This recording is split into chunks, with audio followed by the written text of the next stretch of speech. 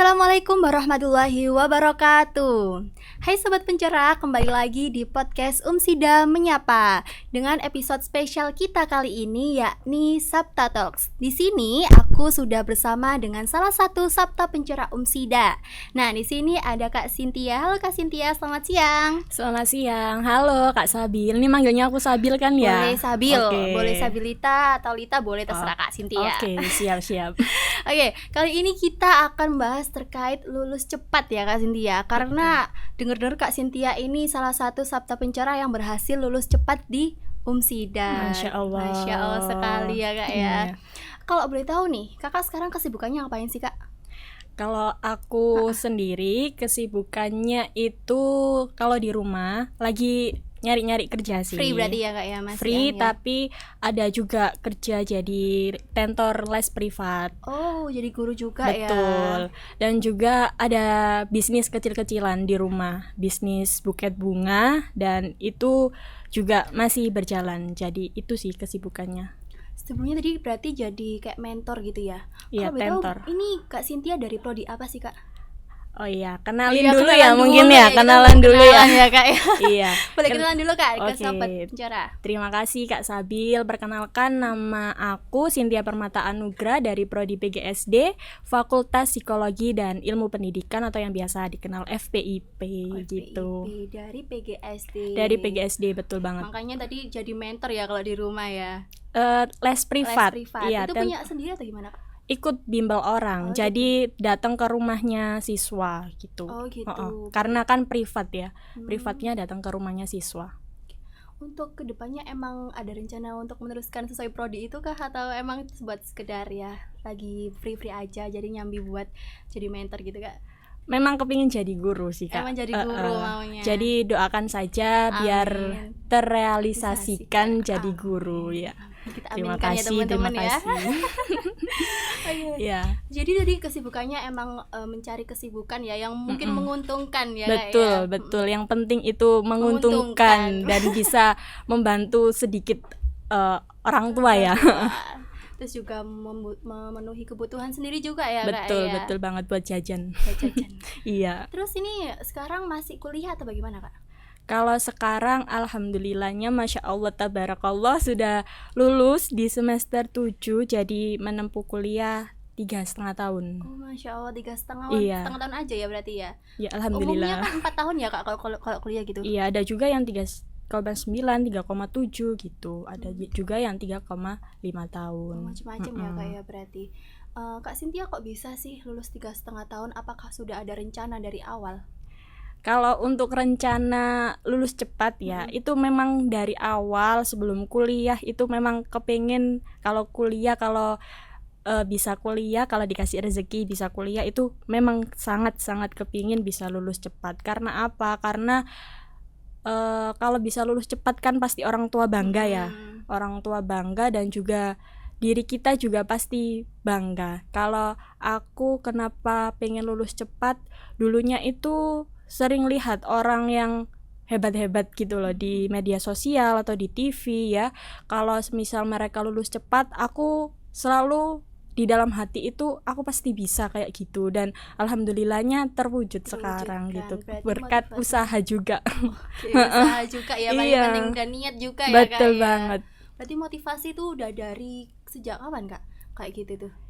Kalau motivasi sudah sejak dari remaja, memang sudah ada motivasi pengen lulus cepat kalau kuliah, karena kan keren ya Kak kalau dilihat gitu loh. Berarti kayak aku harus cepet-cepet gitu ya. Habis itu langsung kerja gitu Kak. Betul, Atau kerja. langsung kuliah? Langsung nikah? Kalau bisa kerja dulu ya beberapa bulan lalu nikah gitu Kak. Harusnya pengen nikah dulu ya. Harusnya sih gitu Kerja, ya, tapi maunya lebih gitu. baik kerja dulu, bisa punya penghasilan sendiri dulu baru nikah gitu. Seperti itu. Jadi motivasi kakak itu seperti itu ya. Betul. Selain dari artis-artis itu, apakah ada motivasi lain Kak yang benar-benar kayak setelah masuk perkuliahan ini kan pasti Kak Cynthia kan udah tahu kan kayak ternyata nggak sesuai apa yang dulu aku pikirkan, atau mungkin nggak segampang yang aku pikirkan. Nah, Betul. itu ada nggak kayak gitu Kak? Ada sih motivasi ya. Apa tadi? Iya, motivasi mungkin yang setelah masuk di dunia perkuliahan selain dari artis tadi? Ya itu tadi Kak, orang tua itu selalu bilang kalau bisa lulus cepat, kalau bisa lulus cepat. Orang tua Eh, ya eh. berarti ya Kak ya Orang pendukungnya. tua. Jadi aku punya trigger harus bisa gitu. Soalnya aku tipe anak itu yang kalau punya keinginan itu harus gimana Terwujud caranya tuh. terwujud dan aku usahain gitu. Berarti Kak Cynthia ini termasuk orang yang perfeksionis juga ya Kak ya, Bisa dibilang gitu. Bisa dibilang gitu. Bisa Oke. dibilang gitu. Boleh nggak spill Kak cara Kak Cynthia sendiri untuk bisa lulus 3,5 tahun? Oke, cara aku ya mungkin dari sejak awal kuliah aku sudah cari informasi apa aja mungkin terkait ke kating-kating ya, bagaimana caranya bisa lulus cepat atau ke orang yang sudah lulus. Cari informasi baik ke kating, ke media sosial, kan ada banyak ya Kak. Informasi misalnya ada program-program apa yang bisa nanti terkonversi SKS-nya gitu. Terus aku juga ini ikut organisasi. Kenapa aku milih ikut organisasi? Karena dengan adanya organisasi itu nanti kita ada relasi, dapat relasi baru. Jadinya bisa tanya-tanya, bisa sharing-sharing tentang dunia perkuliahan dan juga bisa sharing-sharing tentang siapa tahu nih kating ada info tentang gimana sih caranya lulus cepat gitu. Dan juga dari awal itu sudah menekankan kepada diri sendiri ya bahwa kuliah harus benar-benar kuliah, gak sering bolos, harus rajin mengerjakan tugas gitu, karena itu salah satu hal yang terpenting biar gak ngulang, karena kalau ngulang udah gak bisa ada kesempatan buat lulus cepet. Berarti kita Gitu. harus benar-benar kalau misalnya kita udah ambil keputusan kuliah ya berarti harus benar-benar ya Kak. Betul, ya? harus komitmen. Oke, tadi kan Kak Cynthia bilang juga ikut organisasi ya. Kalau boleh tahu Kak Cynthia dulu ikut organisasi apa sih Kak di UMSIDA?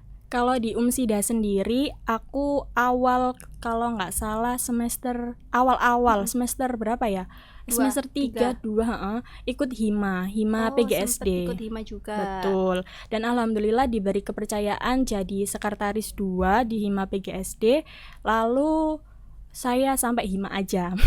Terus itu ketika ada pendaftaran, waktu itu dibuka pendaftaran duta Fakultas Psikologi dan Ilmu Pendidikan, dan saya coba-coba dan alhamdulillahnya ya juga. alhamdulillahnya jadi winner Kak. Masya Allah. Itu tahun 2025 kemarin. Oh baru ya Iya. kayak 1 tahun yang lalu berarti. Terus yang terakhir ini ada pendaftaran untuk Sabta Pencerah atau yang biasa BA UMSIDA gitu ya Kak. Nah itu juga ikut dan alhamdulillahnya bisa keterima gitu. Dari banyaknya peserta cuma 7 orang dan itu suatu kebanggaan buat saya sendiri. Bangga ya Kak ya sama diri Bangga sendiri. tentunya. Iya. Gitu berarti Kak Cynthia ini selain itu juga memang aktif ya. Betul. Dari maba-maba memang sudah kayak mengikuti himpunan mahasiswa, selain itu juga mengikuti duta fakultas juga. Betul. Ya. Berarti kalau misal sekarang sudah menjabat jadi Sabta Pencerah ini untuk yang duta fakultas itu bagaimana Kak? Apakah itu tetap jalan. Jadi kalau misal ada proker ya dijalankan gitu kan, nggak semuanya prokernya itu di hari yang sama dan bentrok gitu. Jadi ya tetap itu harus manajemen waktu yang baik biar dua-duanya bisa jalan, bisa bisa berkontribusi dengan baik lah. Oke, berarti menurut Kakak untuk organisasi itu penting nggak sih Kak selama kita kuliah juga? Sangat penting ya, karena kalau kita hanya mikirin akademiknya saja atau misalnya kepengen lulus cepet gitu, mikirin akademiknya tanpa non akademiknya juga diimbangin, itu menurut aku agak jomplang ya, agak jomplang, nggak balance, karena kita hidup itu harus balance gitu loh ya. Jadi antara akademik dan non akademik harus bisa jalan dua-duanya, karena dengan kita ikut kegiatan non akademik seperti organisasi dan lain sebagainya baik di luar maupun di dalam kampus, itu kan juga menambah manfaat untuk diri kita sendiri, seperti halnya kita menambah banyak relasi, menambah pengalaman dan menambah skill diri kita yang awalnya nggak kelihatan jadinya kelihatan gitu. Kita juga bertemu banyak orang ya Kak. Betul. Ya. Relasi juga banyak. Betul. tadi kan Kak Cynthia bilang informasi itu Kak Cynthia cari sendiri atau gimana Kak? Atau sudah ada yang kayak menyebarkan informasi gitu? Kalau informasi ya, saya cari sendiri. Semisal waktu itu saya ada ikut program yang waktu menterinya Bapak Nadiem Makarim ikut program MBKM mengajar. Kalau Kak Sabil tahu ya sudah pasti tahu ya kan. Dan saya coba daftar dan alhamdulillahnya, masya Allah keterima gitu. Jadi dari saya cari tahu tentang info-info gitu kan, saya akhirnya dapat ini Kak, dapat manfaat ikut program. Jadi terjun langsung. Ya sesuai sama prodi saya kan PGSD. Itu terjun langsung ke SD dan tentunya banyak sekali manfaat buat saya sebagai calon guru dan tentunya ada uang saku Kak. Boleh di-spill Kak, nanti aja ya. Nanti aja di belakang itu. Dan oh iya, untuk mungkin mahasiswa PGSD ya, itu dari prodi itu sudah banyak sekali menyediakan atau men-share tentang info-info program-program atau lomba-lomba yang bisa mendukung kalian untuk bisa lulus cepat. Salah satunya program itu yang mungkin masih ada atau mungkin sudah tidak ada, yakni asistensi mengajar. Nah, asistensi mengajar itu sama halnya dengan kampus mengajar. Jadi kita terjun langsung ke sekolah, itu terjun langsung ke sekolah, itu terus dan juga dapat sama juga, dapat kurang lebih sama ya Kak. Sama, dapat ini uang saku juga. Terus ada juga program Wijaba. Nah, ini belum banyak orang tahu kalau di PGSD sendiri, karena kalau kita nggak cari tahu, kita pasti nggak tahu program Wijaba itu apa, karena biasanya dari omongan kating-kating dari organisasi ya, itu biasanya dapat info. Nah, itu buat mahasiswa PGSD ya, coba cari tahu aja, soalnya itu benefitnya lumayan. Terkonversi SKS. Oh, terkonversi. SKS itu seluruh atau kayak ada beberapa? Oh, ada beberapa ya. Oh iya Kak, sama ini strategi aku ya, mungkin bisa dibilang strategi aku lulus cepat itu aku maksimalin SKS di awal-awal semester. Jadi aku ambil SKS maksimal. Kan biasanya ada yang cukup segini SKS-nya. Biasanya. Aku ambil misalnya 24 di semester-semester awal. Kayak gitu, Kak? Bisa kalau di prodi PGSD. Terus baru di semester-semester akhir itu kan udah kayak agak longgar. Jadi bisa mengikuti program-program dan juga bisa fokus ke skripsinya. Gitu. Berarti kuncinya kita juga perlu mencari informasi ya Kak. Betul, karena informasi itu sangat penting. Ya. Soalnya nggak melulu dari pihak fakultas maupun prodi itu ngefloor langsung ke mahasiswa ya. Betul, Kak, kan kita sudah mahasiswa ya. Jadi harus lebih banyak cari tahunya. Tahu mandiri ya Kak. Betul. Betul banget. Oke, Kak, selama Kakak menyusun skripsi nih, Kakak skripsi itu berarti bentuk skripsinya apakah ada kaitannya dengan program yang Kakak ikuti tadi? Tentunya ada. Jadi aku skripsinya itu pakai jalur artikel ilmiah. Artikel ilmiah apa itu Kak kalau boleh tahu? Artikel ilmiah tuh jadi kita nanti sama dengan skripsi, cuman lebih ringkas gitu, dan juga nanti akan publish di jurnal luar Umsida yang terakreditasi Sinta. Jadi itu mempercepat kita untuk lulus 3,5, 3,7 gitu. Berarti salah satu tips tadi juga itu ya Kak. Betul. Jadi dirangkum sendiri aja tips-tipsnya mulai dari awal. Dari awal tadi ya. Harus nonton sampai akhir berarti ya Kak ya. Karena tipsnya kita di sela-sela pembahasan ya Kak ya. Betul. Selama penyusunan itu apakah ada problem Kak dalam penyusunan itu tadi? Tentunya tentunya ada ya. Tantangan itu pasti ada. Dulu itu sedikit cerita. Dulu itu waktu awal skripsi itu mikirnya, skripsi ternyata gampang ya. Mudah banget gitu. Banget. Itu awal-awal sebelum sempro. Karena memang alhamdulillahnya benar-benar dipermudah jalannya. Terus setelah sempro sudah penelitian, nah itu mulai sudah tidak bisa tidur, setiap hari nangis terus, begadang setiap pagi itu. Karena apa? Karena ada satu dan lain hal yang aku kurang dikit banget, tapi kok susah ya buat di situ, tapi nggak aku sepil. Coba dirasain aja. Tapi skripsi nggak semenyeramkan itu gitu. Itu berarti selama penyusunan skripsi pasti ada problem ya Kak Pasti, ya, tinggal kitanya aja niat dan semangat terus. Jangan semangatnya di awal terus di akhir udah keburu kendor, terus takut, males revisi. Nah itu harus dihindari, karena kalau kepingin lulus cepat itu juga jangan males buat revisi. Semisal nih hari ini bimbingan ada revisi, kalau aku langsung dikerjain. Rajin juga ya Kak ya. Ya lumayan. Soalnya itu tadi sudah punya niat biar lulus cepat. Jadi kalau ada niat itu apapun yang susah, apapun yang nggak mudah itu pasti gimana caranya tetap dilakuin ya Kak gitu. Namanya juga syarat lulus ya Kak Iya. ya. Kan banyak juga ya mahasiswa kalau ada revisi itu malah kok revisi terus akhirnya nggak kerjain. Terus ada juga yang takut sama dospemnya malah. Nah itu harus dihindari. Karena apa? Karena itu salah satu penghambat kita. Karena kalau semisal takut terus habis itu males ngerjain revisi, nah kita bakalan stuck kan di skripsi itu. Nah kalau stuck kan semakin lama kita berhadapan dengan skripsi kita, lah lebih baik itu kerjain terus dari ibaratnya pepatah, bersenang-senang dahulu, bersakit-sakit salah. Bersakit-sakit dahulu, bersenang-senang kemudian. Nah, itu yang benar. Jangan bersenang-senang dulu, bersakit-sakit, nangis-nangis di akhir. Itu jangan gitu dari aku. Pesannya itu ya Kak ya. Berarti kita harus rajin-rajin bimbingan juga pastinya. Betul. Ya, Kak, ya. Kalau ada bimbingan langsung dikerjain ya. Tapi emang Kak, kalau semisal selama Kakak bimbingan itu emang bener nggak kalau semisal ke dospem itu dipersulit kah atau kayak susah ditemuin nggak gitu? Alhamdulillahnya dospem saya, terima kasih banyak Bapak Mukhlas.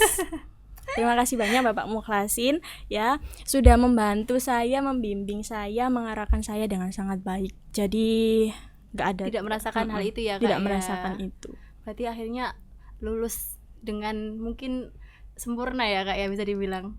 Nggak ada yang sempurna, tapi harus dikerjakan dengan ini sampai selesai. Nggak ada yang sempurna, harus dikerjakan sampai selesai. Jadi mending kayak kita pelan-pelan aja tapi konsisten gitu ya Kak ya. Nggak pelan-pelan banget. Harus agak ngebut dikit gitu Kak ya? Sambil sempoyangan nggak apa-apa. Asalkan jangan pelan-pelan gitu, nanti nggak sampai nggak selesai ya. Betul. Tapi dari Kak Cynthia nih, benefit yang didapat lulus 3,5 tahun itu apa sih Kak bedanya dengan mahasiswa yang lulus 4 tahun atau lebih? Benefitnya ya mungkin buat mahasiswa yang sedang skripsian atau yang sedang menuju skripsi ya, itu mungkin masih banyak yang belum tahu Kak. Kalau di Umsida ini untuk yang lulus 3,5 ya, disclaimer dulu, untuk yang 3,5, 3,5 bukan 3,7 atau 3,9. Kan lulus cepat itu kan nggak harus 3,5 ya. Tapi untuk di Umsida ini, untuk yang lulus 3,5 itu ada benefitnya Kak. Benefitnya sangat wow gitu. Sangat Masya Allah, terima kasih banyak gitu.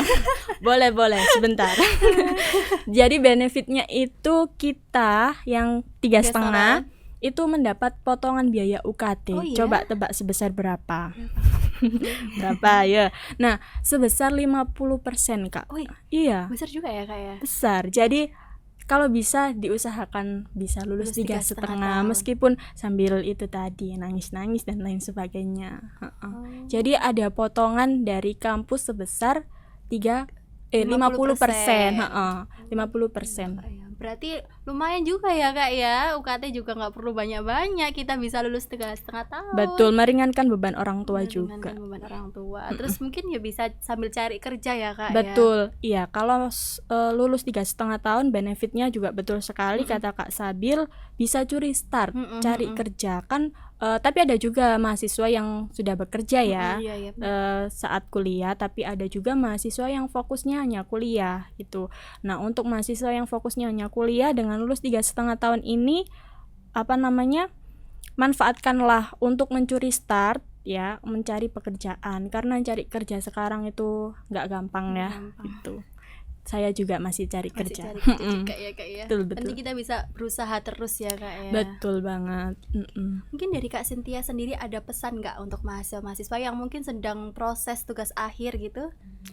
Kalau pesan ya, intinya semangat terus. Apapun yang dilalui, apapun yang dirasakan, sakitnya atau sedihnya atau bahagianya, itu tetap harus dikerjakan skripsinya ya. Jangan nunda-nunda itu tadi, jangan nunda-nunda ngerjain skripsi, jangan nunda-nunda revisi, karena itu salah satu penghambat kalian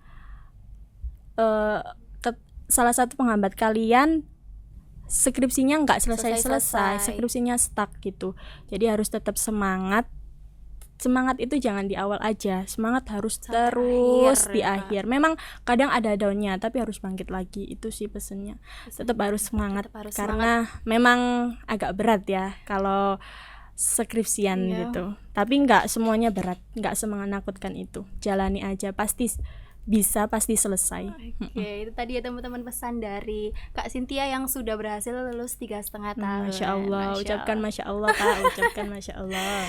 Oke Kak, sebelum kita mengakhiri aku punya permainan nih buat Kakak yang perlu dijawab ya Kak ya. Cepat aja Kak, santai aja cepat ya. ini. Oke. Yang pertama nih, lulus cepat tapi IPK biasa atau lulus tepat tapi IPK tinggi? Bentar, mikir dulu. Cepat Kak, 1, 2. Bentar Kak. Sebenarnya dua-duanya sama aja ya. IPK juga nggak, gimana ya, IPK itu nggak menjamin seseorang di dunia kerja kan. Dan lulus cepat itu juga harus diperjuangkan kalau bisa, kalau ada kesempatan. Kalau kampus sudah menyediakan fasilitas yang banyak, yang baik, itu juga harus dimanfaatkan mahasiswanya gitu loh. Nah, kalau saya milihnya Kak Cynthia yang mana tuh?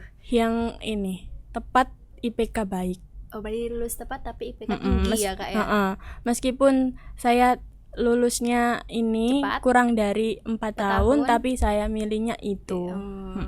Kalau bisa dua-duanya juga ya Kak ya? Betul. Lulus cepat tapi IPK tepat tinggi. Betul, nah itu pengennya. Oke, yang kedua, kerjain skripsi dicicil atau ngebut pas deadline? Kalau aku sih dicicil ya, kan kayak yang aku bilang tadi, ada revisi langsung dikerjain. Jadi nggak apa namanya, nggak menunggu deadline baru dikerjain. Bukan aku kalau kayak gitu. Berarti bukan tipe-tipe orang yang ngerjain kalau udah deket deadline ya Kak ya? Enggak. Jadi habis bimbingan ada revisi, kerjain saat itu juga. Jadi waktu apa namanya, waktu luangnya lebih banyak. Oke.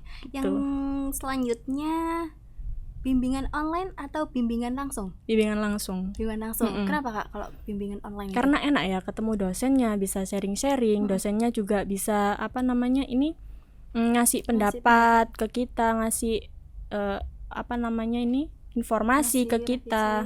Kalau online itu menurut saya pribadi itu kurang efisien gitu.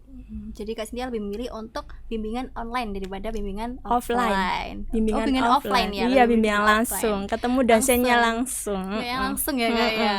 Senang yang langsung. Oke, yang terakhir nih Kak, setelah lulus nih, rencananya selanjutnya ini pengen langsung kerja atau langsung nikah? Kalau bisa pilih dua-duanya. Tapi ini semoga tidak dilihat orang tua saya. Habis ini diblokir dulu Kak, dipegang dulu HP-nya. Kalau jauh dari lubuk hati saya, pengennya cepet langsung menikah. Tapi tetap harus kerja dulu, berpenghasilan dulu, punya penghasilan sendiri dulu baru nanti nikah. Gitu. Berarti nggak masalah kalau misalnya langsung nikah ya Kak ya, selagi dia sudah siap dari segala aspeknya ya Kak ya. Betul. Tapi kita juga harus sebagai perempuan harus punya ini pegangan. Harus berdiri di kaki sendiri gitu. Berarti kita harus jadi independent woman ya kak ya. Betul. Oke, teman-teman, untuk sesi kita kali ini sebenarnya sampai di sini aja. Sudah selesai. Sudah selesai. Gak Iya, kerasa ya gak kak ya. kerasa. Mau tetap lanjut kak. Oke, jadi sampai di sini saja. Saya Sabrita Dwi, mohon pamit undur diri. Sekali kita jargon dulu ya kak ya. Boleh Oke. ada sebelah sana kak. Boleh. Umsida, unggul, inovatif, inovatif, Islami. Islami. Wassalamualaikum warahmatullahi wabarakatuh. Bye bye. Bye bye.